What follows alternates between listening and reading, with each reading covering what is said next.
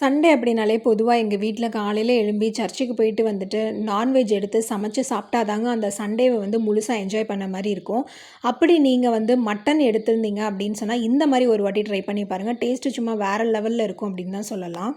இப்போ இதுக்கு குக்கரில் நான் 1/2 கிலோ அளவுக்கு மட்டன் எடுத்திருக்கேன். மட்டனை நல்லா வாஷ் பண்ணிவிட்டு சேர்த்துக்கிறேன். ஒரு மீடியம் சைஸ் வெங்காயம், ஒரு பச்சை மிளகா, ஒரு மீடியம் சைஸ் தக்காளி, 1 டேபிள் ஸ்பூன் போல் இஞ்சி பூண்டு பேஸ்ட், 1/4 டீஸ்பூன் மஞ்சள் தூள், 1/4 டீஸ்பூன் சீரகத்தூள், 1/4 டீஸ்பூன் கரம் மசாலா, 1/4 டீஸ்பூன் சோம்புத்தூள் சேர்த்துக்கோங்க, 1/4 டீஸ்பூன் மிளகுத்தூள், தேவையான அளவு உப்பு சேர்த்துக்கலாம். மட்டன் மூழ்கிற அளவுக்கு தண்ணி சேர்த்துக்கலாம். 1 டீஸ்பூன் போல் மிளகாய்த்தூள் சேர்த்து வந்து நான் குக்கரில் வந்து வேக வச்சு எடுத்துக்கிறேன். நான் வந்து ஹை ஃப்ளேமில் வச்சு ஒரு விசில் விட்டதுக்கப்புறமா அடுப்பை வந்து சிம் பண்ணிவிடுவேன்.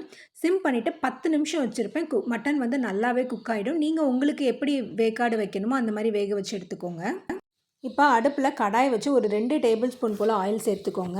நான் 2 மீடியம் சைஸ் வெங்காயத்தை இந்த மாதிரி சின்ன சின்னதாக கட் பண்ணிவிட்டு சேர்த்துருக்கேன். இது வந்து நல்லா ஒரு கோல்டன் ப்ரௌன் கலர் ஆகணும். அந்த அளவுக்கு இதை நல்லா வதக்கிக்கணும். இப்போ பாருங்கள், இந்த மாதிரி கோல்டன் ப்ரௌன் கலர் ஆகணும். இப்போ வதங்கின இந்த வெங்காயத்தை ஒரு மிக்ஸி ஜாரில் வந்து நம்ம சேர்த்து கொஞ்சமாக தண்ணி விட்டு ஒரு பேஸ்டாட்டம் அரைச்சி எடுத்துக்கலாம். இப்போ பார்த்திங்கன்னா மட்டனுமே வெந்துடுச்சு.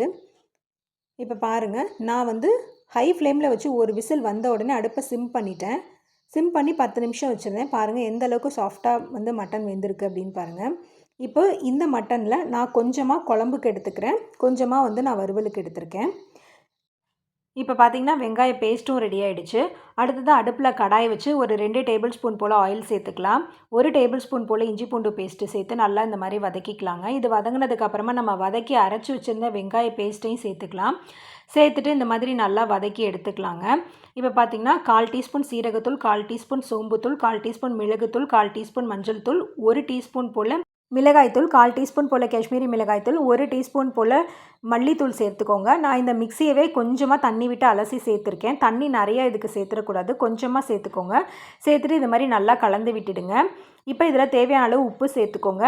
இப்போ மூடி போட்டு ஒரு 2லேருந்து 3 நிமிஷம் அப்படியே வச்சிடலாம். நான் வந்து இதில் கரம் மசாலா சேர்க்க மறந்துட்டேன். அதனால் ஒரு 1/4 டீஸ்பூன் போல் கரம் மசாலா சேர்த்துக்கோங்க. சேர்த்துட்டு மூடி போட்டு ஒரு 2லேருந்து 3 நிமிஷம் சிம்மில் வச்சிங்கன்னா இந்த மாதிரி எண்ணெய் பிரிஞ்சு மேலே வரும். இப்போ மசாலா வந்து நல்லா குக் ஆகிடுச்சு. இப்போ இந்த ஸ்டேஜில் நம்ம வேக வச்சுருந்த மட்டனை வந்து சேர்த்துக்கலாம். மட்டன் ஆல்ரெடி நல்லா குக் ஆகிட்டது அப்படின்றதுனால நம்ம இந்த மட்டன் எல்லாமே இந்த மசாலாவில் படுற அளவுக்கு நம்ம பரட்டி விட்டால் போதும். இந்த மாதிரி எல்லா சைடும் படுற மாதிரி பரட்டி விட்டுட்டு மறுபடியும் மூடி போட்டு ஒரு 2 நிமிஷம் வச்சுருந்திங்கன்னா போதும். ஒரு சூப்பரான மட்டன் சுக்கா வறுவல் வந்து ரெடி ஆகிடுச்சு. இது வந்து எல்லாத்துக்குமே நல்ல ஒரு காம்பினேஷன் ஆகும்.